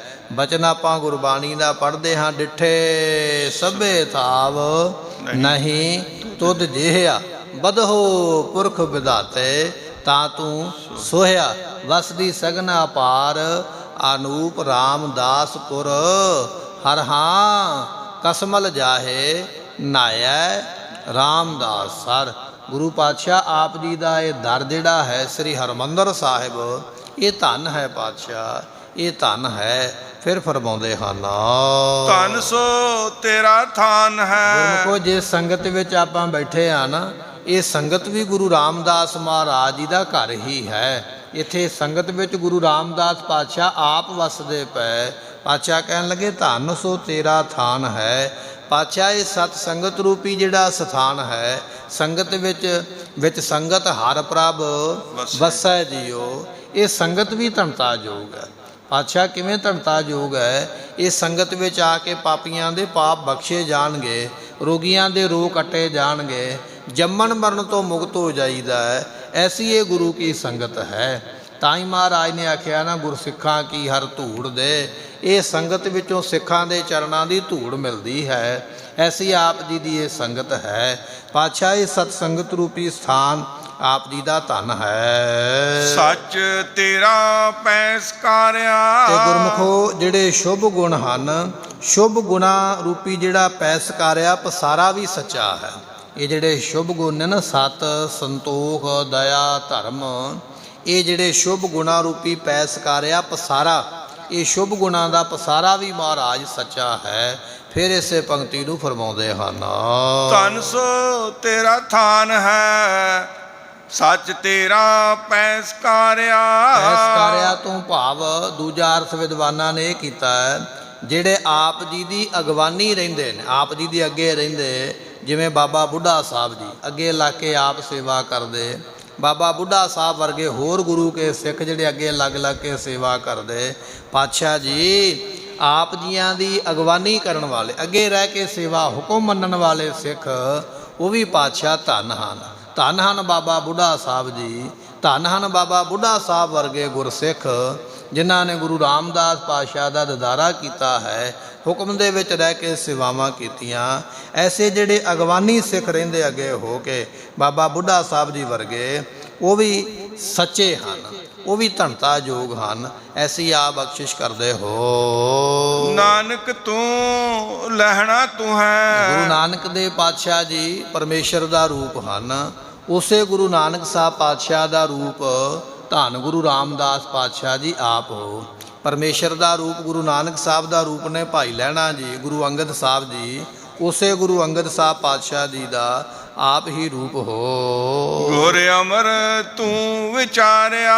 ਧੰਨ ਗੁਰੂ ਅਮਰਦਾਸ ਪਾਤਸ਼ਾਹ ਮਹਾਰਾਜ ਸਾਹਿਬ ਜੀ ਜਿਹੜੇ ਹਨ, ਸੋ ਗੁਰੂ ਅਮਰਦਾਸ ਮਹਾਰਾਜ ਜੀ ਦਾ ਰੂਪ ਵੀ ਆਪ ਹੀ ਹੋ। ਗੁਰੂ ਨਾਨਕ ਸਾਹਿਬ, ਗੁਰੂ ਅੰਗਦ ਸਾਹਿਬ, ਗੁਰੂ ਅਮਰਦਾਸ ਪਾਤਸ਼ਾਹ ਜੀ, ਇਹਨਾਂ ਗੁਰੂ ਸਾਹਿਬਾਂ ਦਾ ਰੂਪ ਆਪ ਹੀ ਹੋ। ਇਹ ਅਸੀਂ ਵਿਚਾਰਿਆ ਹੈ, ਇਹ ਅਸੀਂ ਸਮਝ ਲਿਆ ਹੈ ਵੀ ਗੁਰੂ ਨਾਨਕ ਸਾਹਿਬ ਦੇ ਵਿੱਚ ਔਰ ਗੁਰਮੁਖੋ ਬਾਕੀ ਗੁਰੂ ਸਾਹਿਬਾਨ ਜਿਵੇਂ ਹੋਏ ਨੇ, ਉਹਨਾਂ ਦੇ ਵਿੱਚ ਫਰਕ ਕੋਈ ਨਹੀਂ ਹੈ। ਸਾਰਿਆਂ ਦੇ ਵਿੱਚ ਆਪ ਵਰਤਦੇ ਹੋ। ਜਨਮ ਕਾਲ ਕਰ ਜੋੜ, ਹੁਕਮ ਹੋਏ ਸੋ ਮੰਨੈ, ਭਵ ਸਾਗਰ ਬੰਧਿਓ ਸਿੱਖ ਤਾਰੈ ਸੋ ਪ੍ਰਸੰਨੈ, ਸਿਰ ਆਤਪਤ ਸੱਚੋ ਤਖਤ, ਜੋਗ ਭੋਗ ਸੰਜੁਤ ਬਲ, ਗੁਰੂ ਰਾਮਦਾਸ ਸੱਚ ਸਲ ਭਨ, ਤੂੰ ਅਟਲ ਰਾਜ ਅਭਗ ਦਲ। ਇਹ ਭੱਠਾਂ ਨੇ ਮਹਾਰਾਜ ਦੀ ਸਿਫਤ ਵਿੱਚ ਬਚਨ ਬਖਸ਼ਿਸ਼ ਕੀਤੇ। ਪਾਤਸ਼ਾਹ ਕਹਿਣ ਲੱਗੇ ਬਚਨ ਇਹ ਹੈ, ਨਾਨਕ ਤੂੰ ਲਹਿਣਾ ਤੂੰ ਹੈ, ਗੁਰ ਅਮਰ ਤੂੰ ਵਿਚਾਰਿਆ। ਇਹ ਸਾਰੇ ਗੁਰੂ ਸਾਹਿਬਾਂ ਦਾ ਰੂਪ ਆਪ ਹੀ ਹੋ ਰਹੇ ਹੋ। ਗੁਰ ਡਿਠਾ ਤਾਂ ਮਨ ਸਧਾਰਿਆ। ਗੁਰੂ ਰਾਮਦਾਸ ਪਾਤਸ਼ਾਹ ਜੀ ਕਮਾਈ ਕਰਨੀ ਆਪ ਜੀ ਦੇ ਬਚਨਾਂ ਦੀ, ਇਹ ਤੇ ਵੱਡੀ ਗੱਲ ਹੈ। ਸਾਡੀ ਤੇ ਸ਼ਰਧਾ ਇੰਨੀ ਹੈ, ਜਿਸ ਨੇ ਗੁਰੂ ਰਾਮਦਾਸ ਪਾਤਸ਼ਾਹ ਦਾ ਦਿਦਾਰਾ ਹੀ ਕਰ ਲਿਆ, ਉਹਦਾ ਮਨ ਜਿਹੜਾ ਹੈ ਉਹ ਸਹਿਤ ਆਸਰੇ ਦੇ ਹੋ ਗਿਆ। ਐਸਾ ਆਪ ਜੀ ਦਾ ਦਰਸ਼ਨ ਹੈ। ਮਹਾਰਾਜ ਜਿਨ੍ਹਾਂ ਨੇ ਤੁਹਾਡੇ ਦਰ ਸ੍ਰੀ ਹਰਿਮੰਦਰ ਸਾਹਿਬ ਦੇ ਦਰਸ਼ਨ ਕਰ ਲਏ, ਗੁਰੂ ਰਾਮਦਾਸ ਪਾਤਸ਼ਾਹ ਜੀ ਜਿਨ੍ਹਾਂ ਨੇ ਤੁਹਾਡੇ ਸਰੂਪ ਦੇ ਦਰਸ਼ਨ ਕਰ ਲਏ, ਗੁਰੂ ਗ੍ਰੰਥ ਸਾਹਿਬ ਪਾਤਸ਼ਾਹ ਜੀ ਜਿਨ੍ਹਾਂ ਨੇ ਆਪ ਜੀ ਦੇ ਦਰਸ਼ਨ ਕਰ ਲਏ, ਉਹਨਾਂ ਦੇ ਮਨ ਸਹਿਤ ਆਸਰੇ ਦੇ ਹੋ ਗਏ, ਐਸੀ ਆਪ ਬਖਸ਼ਿਸ਼ ਕਰਨ ਵਾਲੇ ਹੋ। ਇਸ ਤਰ੍ਹਾਂ ਇਹ ਭਾਈ ਸੱਤਾ ਤੇ ਭਾਈ ਬਲਵੰਡਾ ਜੀ ਨੇ ਗੁਰੂ ਨਾਨਕ ਸਾਹਿਬ ਜੀ ਤੋਂ ਲੈ ਕੇ ਗੁਰੂ ਰਾਮਦਾਸ ਪਾਤਸ਼ਾਹ ਤੱਕ ਸਿਫਤ ਕਰਕੇ ਆਪਣੇ ਰੋਗ ਨੂੰ ਦੂਰ ਕੀਤਾ ਹੈ। ਹੁਣ ਇਹ ਪੰਚਮ ਪਾਤਸ਼ਾਹ ਦੀ ਵਡਿਆਈ ਦੇ ਬਚਨ ਬਖਸ਼ਿਸ਼ ਕਰਨਗੇ, ਜੋ ਆਪਾਂ ਕੱਲ੍ਹ ਦੇ ਦੀਵਾਨ ਵਿੱਚ ਸਰਵਣ ਕਰਾਂਗੇ। ਸਮੇਂ ਦੀ ਸਮਾਪਤੀ, ਭੁੱਲਾਂ ਦੀ ਮੁਆਫੀ ਦਿਓ ਸੱਜਣ ਅਸੀਸੜੀਆਂ, ਸਾਹਿਬ ਸਿਓ ਮਿਲੋ। ਨਾਨਕ ਤੂੰ ਲਹਿਣਾ ਤੂੰ ਹੈ, ਗੁਰ ਅਮਰ ਤੂੰ ਵਿਚਾਰਿਆ, ਗੁਰ ਡਿਠਾ ਤਾਂ ਮਨ ਸਧਾਰਿਆ। ਵਾਹਿਗੁਰੂ ਜੀ ਕਾ ਖਾਲਸਾ, ਵਾਹਿਗੁਰੂ ਜੀ ਕੀ ਫਤਿਹ।